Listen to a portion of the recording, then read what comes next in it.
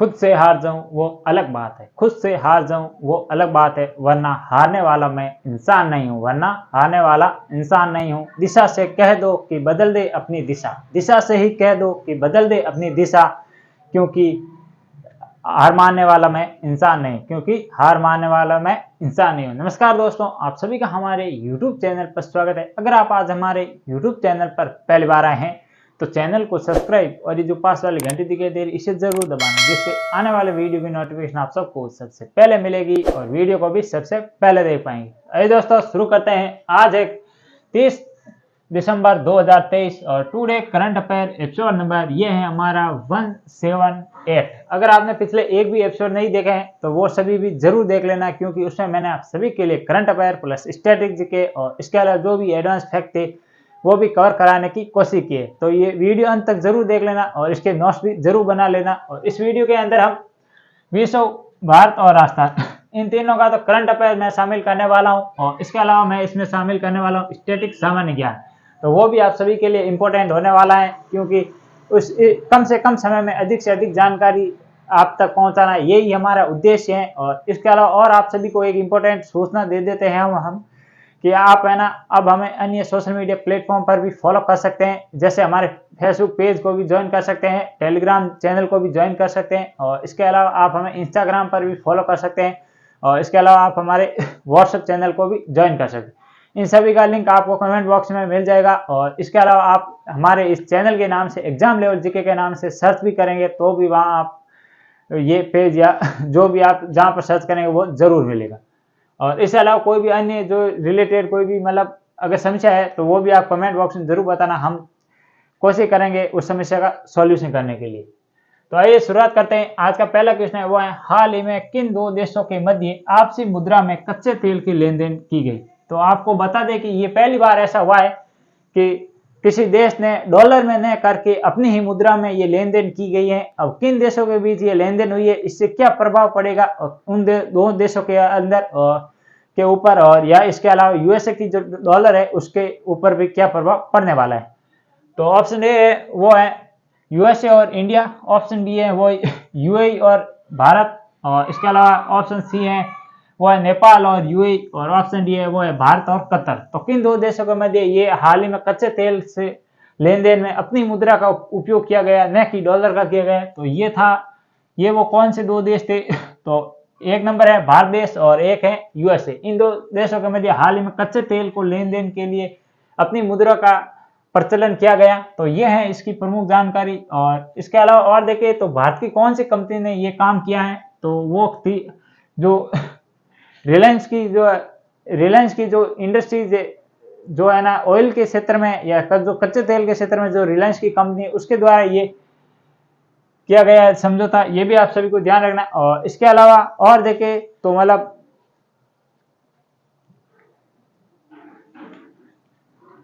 और इसका भारत और कतर में इसमें भी हाल ही में एक बहुत बड़ी घटना हुई है, उस पर हम बात करने वाले हैं। पहले हम ये देख लेते हैं यूएई की राजधानी है वो है अबू धाबी। और यूएई के अंदर हाल ही में कौन सा सम्मेलन हुआ था, मोस्ट इंपोर्टेंट, मैंने काफी बार बता दिया है, और वो था G20। कौन सा हुआ था, तो कोप 28 हुआ था। G20 भारत में हुआ था और कोप 28 हुआ था, ये हुआ था यूएसए की राजधानी अबू धाबी के अंदर, ये भी ध्यान रखना। और इसके अलावा कोप जो 29 होने वाला है वो कहाँ पर होगा, इसकी भी घोषणा हो चुकी है, और मैंने इसकी भी चर्चा इसी पर या इस बोर्ड पर की है, ये भी आपको थोड़ा सा ध्यान रख लेना।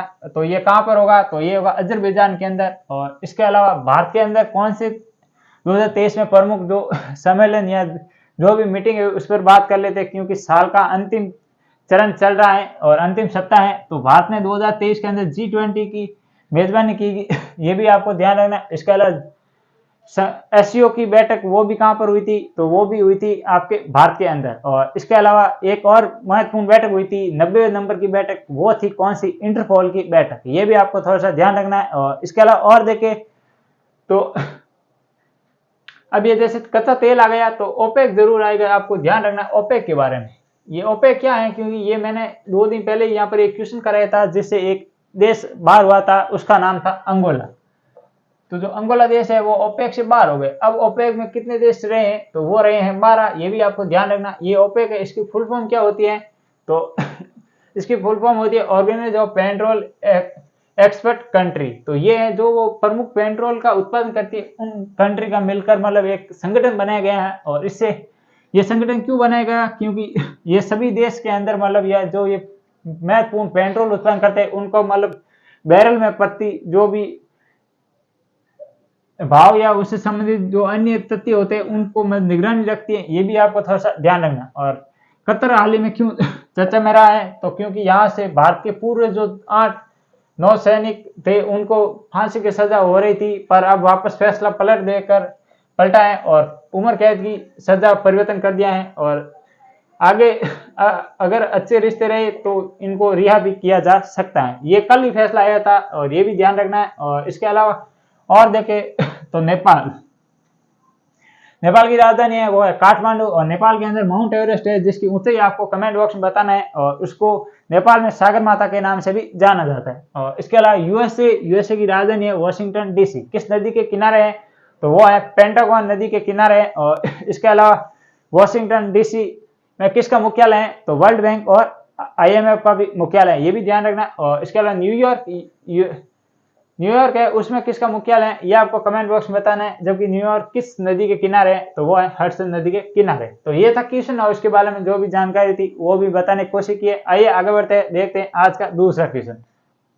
हाल ही में चर्चा में रहा जोबी डियर डिजीज का संबंध किससे। आपको ये बताना है कि हाल ही में एक नई बीमारी फैल रही है जो कि विशेष तौर से पशुओं में देखी जा रही है। और किस पशु में वो सबसे अधिक घातक प्रभावित हो रही है और किस क्षेत्र में ये सबसे पहले देखी गई हैं और क्या इसके रोकथाम के उपाय हैं, वो भी इस पर हम बात करने वाले हैं। तो पहले देख लेते हैं किस पशु में हो रही हैं। ऑप्शन ए है वो है बाघ, ऑप्शन सी है वो है हिरण, ऑप्शन जो डी है वो है घोड़ा और ऑप्शन जो सी है वो है गाय। तो इसका राइट आंसर होगा वो होगा हिरण। ये हिरण में हाल ही में देखी जा रही है और जिसका नाम है जोबी डियर डिजीज। और क्या होता है इससे कि जो भी हिरण का जो श्वसन तंत्र है या उसके जो नर्वस सिस्टम है उनको ये बीमारी कमजोर कर देती है और ये सबसे अधिक घातक है। इसका कोई भी न तो इसका कोई इलाज है और न ही इसे रोका जा सकता है।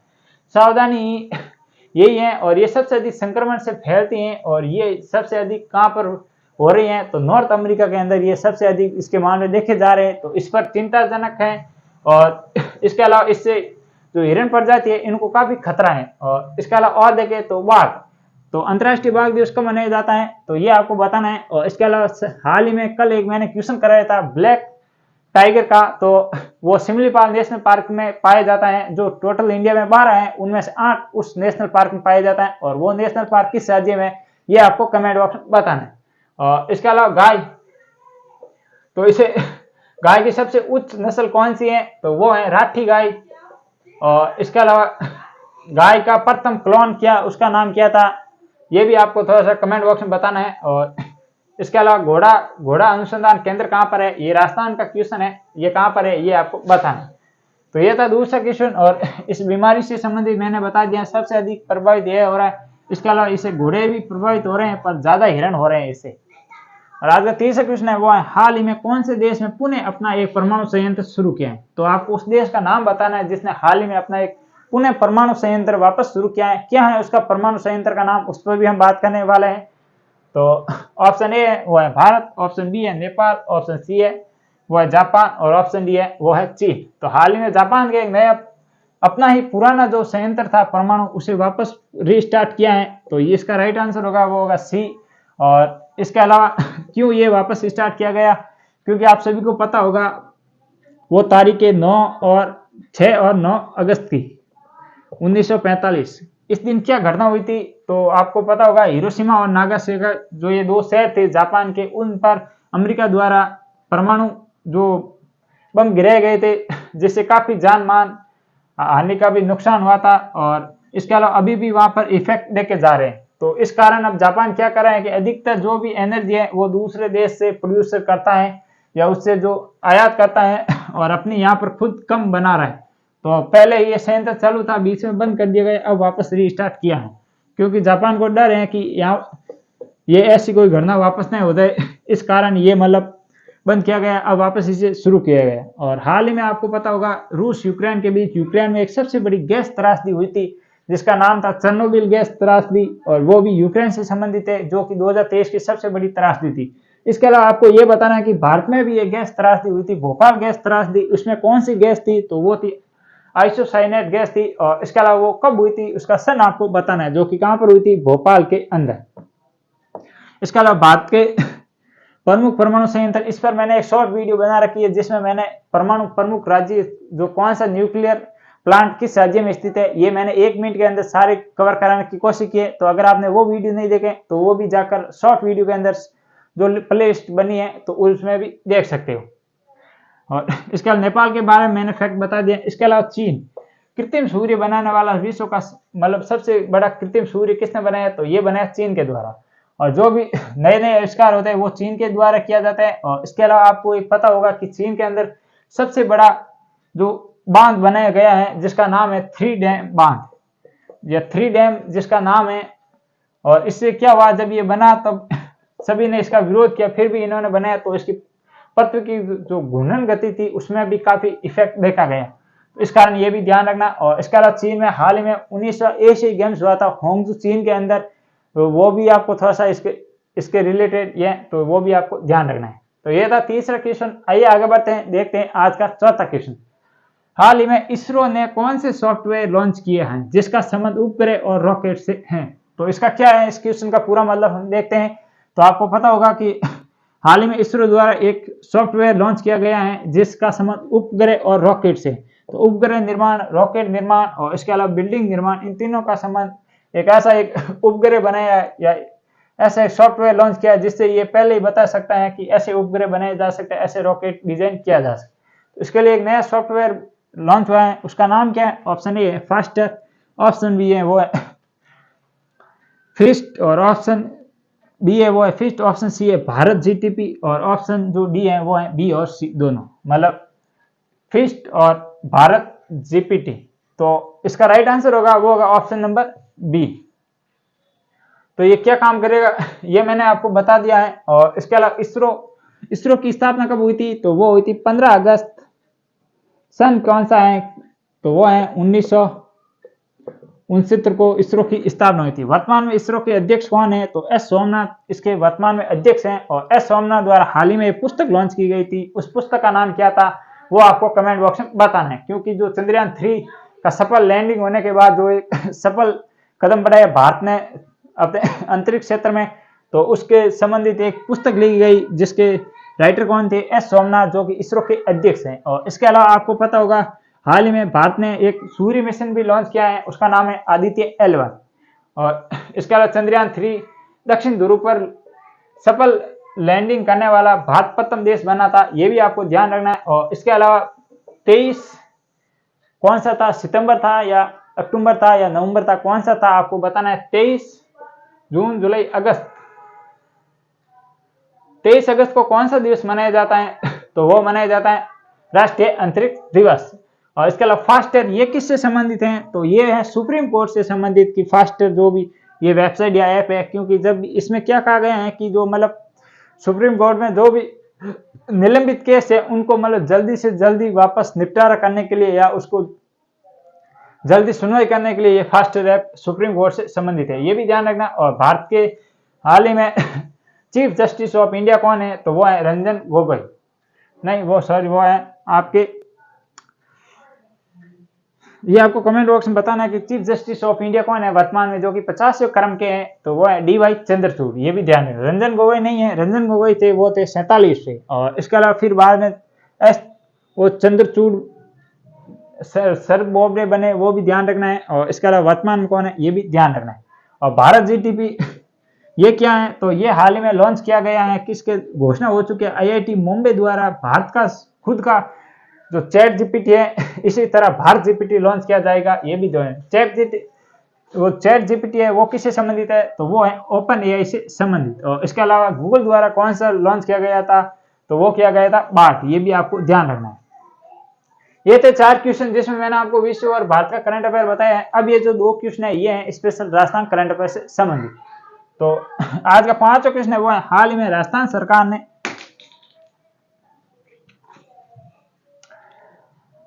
हाल ही में राजस्थान सरकार ने कितने रुपए में गैस सिलेंडर देने की घोषणा की गई। बहुत अच्छा क्वेश्चन है, पेन टपक गया है और ये क्वेश्चन आएगा, देख सो कैसे भी आओ, किसी भी संबंध में आओ, ये क्वेश्चन जरूर आएगा, लिख कर ले लो। एग्जाम में मैं बताऊंगा, जब आएगा पेपर में आपके वापस लाइव आकर के ये क्वेश्चन देखो और मेरा वो क्वेश्चन देखो, सेम क्वेश्चन आएगा। ऑप्शन ए है मतलब इसमें क्या कहा है कि कितने रुपए में गैस सिलेंडर देने की घोषणा हो चुकी है। नई सरकार बनी हुई है और उन्होंने अपनी जो 10 इंपोर्टेंट कार्य योजना में एक शामिल थी, ये योजना ये अब लागू हो गई है। तो ऑप्शन ए है वो है 500 रुपए, ऑप्शन बी है 450 रुपए, ऑप्शन सी है 750 रुपए और ऑप्शन डी है 125 रुपए। तो कितने रुपए में गैस सिलेंडर दिया जाएगा और कब से दिया जाएगा? तो ये दिया जाएगा आपके 450 रुपए में। और कब से दिया जाएगा? तो वो दिया जाएगा 1 जनवरी 2024 से ये योजना लागू हो गई है। और इसके अलावा कहां से ये योजना लागू की गई? तो ये योजना की गई थी टोंक से, ये भी आपको ध्यान रखना है। और वर्तमान में राजस्थान के सीएम कौन है उस पर हम बात करने वाले हैं। तो ये आपको थोड़ा सा पहली योजना में, ये 10 इंपोर्टेंट योजना के अंदर ये पहली योजना राजस्थान सरकार द्वारा लागू की जा चुकी है। और इसके अलावा 125 से संबंधित, ये 125 संख्या इससे क्या संबंधित है? तो आपको पता होगा महात्मा गांधी राष्ट्रीय ग्रामीण, महात्मा गांधी जो रोजगार मिलता है वो जिसे हम फेमिन कहते हैं, जो पंचायत द्वारा संचालित की जाती है, उसमें 125 दिन जो सामान्य श्रेणी के व्यक्ति होते हैं उनको ये रोजगार दिया जाता है। और आज का जो छठा क्वेश्चन है वो है हाल ही में HDFC हाउसिंग डेवलपमेंट फाइनेंस जो बैंक है, housing development financial corporation bank का चेयरमैन किसे नियुक्त किया गया है? इनका संबंध राजस्थान से क्यों? मैंने ये राजस्थान के जो करंट अफेयर में क्वेश्चन दिया है इसका भी मैं लॉजिक बताने वाला हूं। तो ऑप्शन ए है वो है उषा शर्मा, ऑप्शन बी है दिव्या कुमारी, ऑप्शन सी है वो है भजनलाल शर्मा और ऑप्शन डी है CS राजन। तो आपको इसका उत्तर पता चल चुका होगा क्योंकि ये मैंने अलग अलग सभी ऑप्शन दिए हैं। तो इसका राइट आंसर होगा वो होगा ऑप्शन नंबर डी। तो और ये राजस्थान के पूर्व क्या रह चुके हैं? तो ये राजस्थान के पूर्व रह चुके हैं मुख्य सचिव। और वर्तमान में मुख्य सचिव कौन है? तो वर्तमान में मुख्य सचिव है वो है उषा शर्मा। और इसके अलावा दिव्या कुमारी कौन है? तो राजस्थान की उप मुख्यमंत्री है दिव्या कुमार। इसके अलावा एक और व्यक्ति को दिव्या कुमारी के अलावा एक और व्यक्ति को उप मुख्यमंत्री बनाया गया, तो उनका नाम क्या है वो आपको कमेंट बॉक्स में बताना है। तो ये थे कुल आज के 6 क्वेश्चन जिसका फुल मैंने डिटेल एनालिसिस आपके सामने किया है। वीडियो कैसा लगा मुझे कमेंट बॉक्स में जरूर बताना। और अभी तक आपने वीडियो को लाइक और चैनल को सब्सक्राइब नहीं किया तो वो भी जरूर कर लेना। और आज के लिए इतना ही, कल फिर मिलेंगे इसी जोश और जुनून के साथ। तब तक के लिए जय हिंद, जय भारत।